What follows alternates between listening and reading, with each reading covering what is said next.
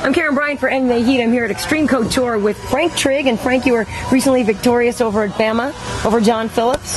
Yeah. We Neil and Tim and Randy and I put together a little game plan, and I got through the first half of the first portion of the game plan, and the fight ended. You know, I had 6 more parts to get to. Just didn't get that far. Yeah. But I like it when a fight, you know, you can only get through part of your game plan. It's much better than going through all 8 sections and then going, now what do I do? I'm kind of stuck. So it was good. Yeah, it's nice to finish the guy fast. I mean, you were opening him up with elbows, yes?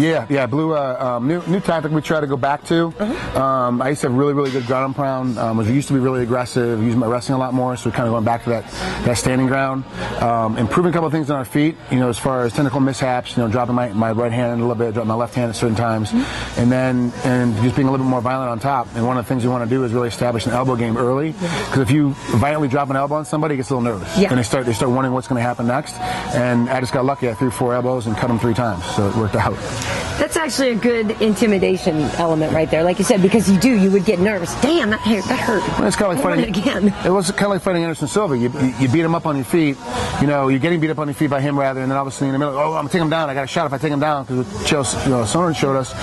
Take him down, and then all of a sudden you're like, well, now it's even worse because he's throwing elbows from the bottom and he's kneeing you in the ribs from the bottom, and then you're like, oh, I'm moving, and all of a sudden you're caught in a triangle. Like, well, this is just as bad as being on the feet.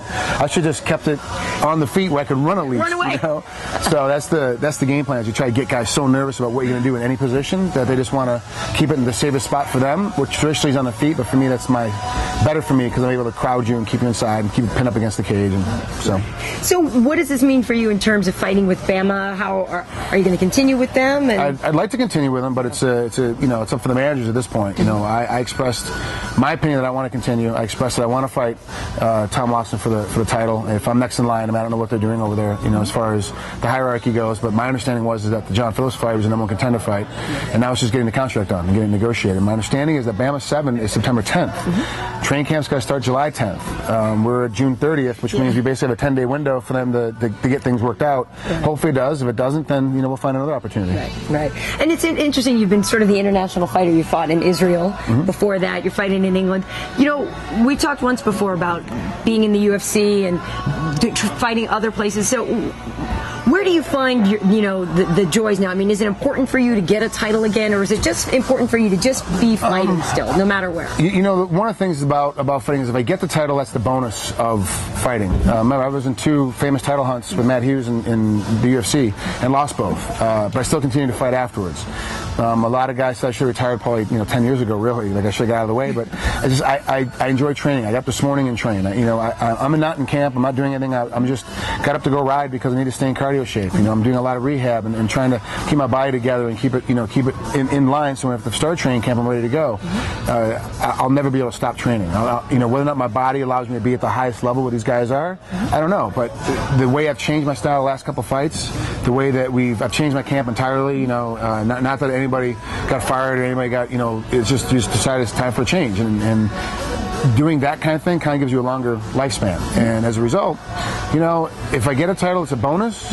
If not, it's just good fights. It's good matchups. Guys against that I want to. Now I'm kind of going. I always want to fight that guy. So let's fight him. I don't hate him. Like I've always wanted to fight BJ Penn. I don't hate him. I don't want to disrespect. I just want to fight BJ because he's one of those guys that no matter what happens, he's going to bring his A game. It could be the worst day in the world. He could wake up with the flu. Cut his hand in the sink. And the whole bit coming to like, look, what? Rob, we're going to fight. I mean, it's what's going to happen. And I like that kind of intensity he brings. It's like a guy like Nate Marquardt who's having some problems right now, but he's another guy that would love to fight just because he's a guy that always brings it no matter what happens. He's always going to train hard. He's always going to do the best he can. He's a great, he's a great family man, a huge Christian, and it's one of those guys that comes out there and you're like, wow, this is a really nice guy out here, and then he's so violent in the cage, you're like, wow, this is really neat. And he's another guy, there's guys that you want to fight.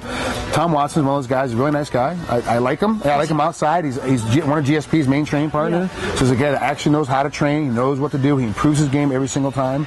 He's just a guy that brings you not only the physical challenge, brings you the mental challenge of putting yourself in that space. And because I am so old, a lot of it's got to be mental too. I mean, I can back myself into anything physically. I can find my way out of any wet paper bag, but let's mentally get ourselves inside that box and fight. Well, how old are you? 39.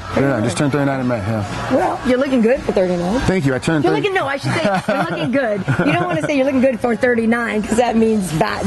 My dad told me I don't look a day over 36. So I was like, I was good with that. I'm out over 36. You got good skin too. Yeah, I do all right with that. That's Dad's side. Yeah, nice. So, yeah. you're talking about improving some of your things, and I don't know if maybe I was talking with you or before, but about how your name is Twinkle Toes, and yet you felt like you weren't as light on your feet or as agile on your feet as maybe you should have been with that name. It's weird. They gave me the nickname Twinkle Toes just because I paint my toenails, not because I could actually move my feet. And then we spent the last, we fought in, was October of last year when we fought in Israel, and from that it was probably May, June, we started moving our feet. So let's call it for a year. All I've been really working on is moving my feet. Like that's just moving, never stopping moving your feet. Just trying to get in that space where you're always kind of moving. No matter what happens, you're getting hit. You don't stand there. You get hit and you move. You're moving out of the way. Keep your guard up, but still moving your feet. The first takedown doesn't work. You keep moving your feet. Eventually, it's going to fall down. That's what we were always taught in wrestling. You're on the bottom. You're trying to escape. You're trying to shrimp out. You're trying to get to an arm bar. You're trying to get to a triangle. The first one doesn't work. Move your feet. You'll eventually get back into it. And so, we spent a lot of time moving our feet. And hopefully now, the Twinkle Toes nickname will actually be legit, but hopefully too I can get rid of it at the same time. It's like one of the dumbest nicknames in the world. Like, I don't even know why they ever gave it to me. It's not the best. What would you prefer? Nothing. Like I got a name. Like my parents gave me a name when I was born. It's on my birth certificate. Let's just go with that. Like why we got to use all these other. I don't know. I'm always one of those guys. You gotta let the fans pick your nickname, and then once they pick it, you kind of get stuck with it. I don't endorse it. I don't push it. I don't try to use it for anything. Anytime you see it, if somebody else has put it up there for me, like I even tell announcers not to use it. They don't care. They still use it. They say, well, Well, that's true. So obviously on our show we talk about heart, endurance, aggression, and technique. You've been around a long time. What do you tell a newcomer? What do you tell a guy who's maybe about to head into their first pro fight? Out of those 4 elements, what are they going to need most the first fight? Probably learn how to play golf. It's probably the thing they're going to learn the most, for first fight, because really it's a much better sport. They go play, it doesn't hurt as much. You have a longer life and a lot more money to be made. Really, what do you rely on the most?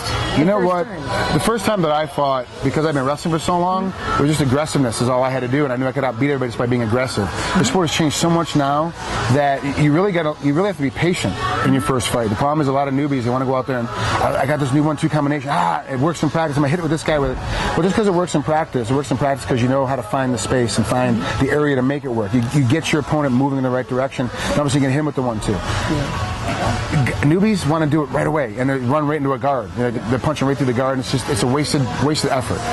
Be a little more patient, I think, guys. But then when you see the opening, then you have to be aggressive. So it's that fine tuning of going, let's take a breath.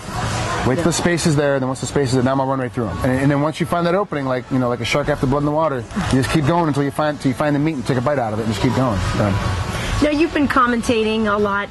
What do you see of the new generation of fighters coming up? I mean, I know you've got the best seat in the house to see these new guys in the new generation and the new blood coming. What do you think about the evolution of fighters? They're all more well-rounded than we were when we started. And my first 5-6 years, I started fighting in '96 and. Geez, you go through, and you look at me to like even 2002, 2003, I had no idea what I was doing. I mean, I was just out there just being stronger and bigger than everybody else. I knew how to cut weight, and I knew how to lift weights, and I was a wrestler, so I knew how to control you. That's really what pushed me through. These guys today, they know a little bit about every portion of the game. A little bit of boxing, a little bit of jiu-jitsu, a little bit of wrestling, they know enough to kind of survive out there, and really, they're much more well-rounded than we ever were. They're all little GSPs, all little Anderson Silvas. They're all little Dominic Cruzes, they're all little, Uriah Fabers. That's what they see now. So watching these guys, it's like before Michael Jordan, who was the best player before Michael Jordan? Now there's a problem. People have a hard time thinking about, let's say Bill Russell. They might say, but it's tough to remember that guy that was great before Michael Jordan. Now is LeBron James the next Michael Jordan? That's the new thing. Is Dwayne Wade the next Michael Jordan? Everyone's going, is he the next Michael Jordan? It's like, well, now they're talking about who's the next Anderson Silva, who's the next GSP. But these guys are still in there kicking everybody's ass too. So that's the problem. Is like you might be the next guy, but you're still gonna be number 2 because I'm still here. Well, that's why we talked with Wanderlei about he wanted to get a Masters Division in the UFC because his whole thing is, and I have a feeling you would kind of agree. Look, he's still got the fight in his heart. He still wants it. He said, because these guys now are ridiculous at 24. He's like, I can't be in there fighting a 24-year-old. He said, but I want to keep fighting. Maybe we make a Masters Division where some of us older guys can still mix it up, but it's a little bit more level playing field. It's kind of like tennis has that Masters Division. Yeah. It's like, I get to see Jimmy Connors play against Bjorn Borg or against Ivan Lendl or against any of these other guys out there playing. but I really don't care. Oh, to be honest with you, I really don't care. The thing is, if I can't, I'm just one of those guys, if I can't play the top end of the field, then I want to play at all. Yeah. Then if I can't compete with the best guys, then why am I still competing? Athletic windows are short for a reason, because you're only doing it for so long. At some point, you got to get out of the way. And to continue on with Masters, and I got Masters golf, and I got Masters tennis, but because the Masters are kind of like the pros, it doesn't really make any sense. Like, I don't. Frank, they're not talking about coming out in their walkers. I know, but still, there's a reason. There's a reason why they're not playing on the elite level anymore. So stop and move on. Move on to something else. Go into art. Go into commentating. Go into something else. Right. When time is done, your time is done. Like, move on. You don't need to keep hanging on to that. Keep hanging on to the coach strings. It's like, on umbilical cord. At some point, you got to cut it. Just get out. Like, move on. Become the best. You were one of the best in one time in your career as a fighter. Yeah. Become the best trainer now. Like, all the mistakes that your trainers made with you, fix them and go on and get the new generation ready to go. So when you take your own advice and when you're done, I know you're already commentating, but when you're done fighting, is that what you'll do? You'll teach? Yeah, no, I'll never teach. Teaching's too hard. I'm good at it. I'm an excellent coach. I'm an excellent teacher. When I spent time with MMA Athletics, with the Falcons, not this last offseason, the last offseason before that, I really got in the teaching groove. Like, I always wanted to be a coach, and that's kind of what I set myself for. But the problem is that nobody really wants as much as I do. So you get to that point where you're always yelling at the kids, and they're not going to do anything. They're not going to react. They're not going to move. And just like, I just rather not have to mess with it. So I'm going to commentate full time. Hopefully, my big dream is to move on and host shows. Kind of a Joe Rogan. I want to go on and I see that I think I read someplace he's going back to doing Fear Factor again. He's going back onto it again. I want to have that where he's a host of a regular television show on mainstream TV and still commentates fights. That's what I would like to do as well. Is kind of play in that space. The dream is everyone wants to be Ryan Seacrest. You're on some little stupid show that no one really pays attention to, and all of a sudden you're a retarded multimillionaire and you work 350 days a year because you have no choice. Right. But just don't be Ryan Dunkleman. No. You know what I mean? Yeah. I want more money. Okay. There's the deal. We'll do it with the other guy then without you. We'll just do it with one guy. God, that guy is, is he just drunk all day, every day now, just crying himself? I'm surprised he committed suicide. That's what I'm saying. As awful as it sounds, he took the golden goose and just wringed its neck and cracked up. He asked for too much and wanted too much more, and they were like, okay, we can do it without you. Know your place. But I'm the guy. Yeah, who is this guy? He's just some little radio guy from up in San Francisco. Like, who the hell is he? Yeah.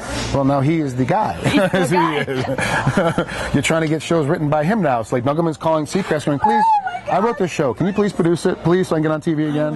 Isn't that awesome? I know, it's great. That's how welcome to Hollywood. Well, Frank, you definitely have the personality for it, so I wish you luck in that. Thank you. But if you do continue with BAMMA, fighting for the title, best of luck with that as well. And hopefully it works out, but it's up to Sam Spira to get it all worked out together with the BAMMA officials, and hopefully it comes together. All right. Thanks a lot, Frank. Thank you.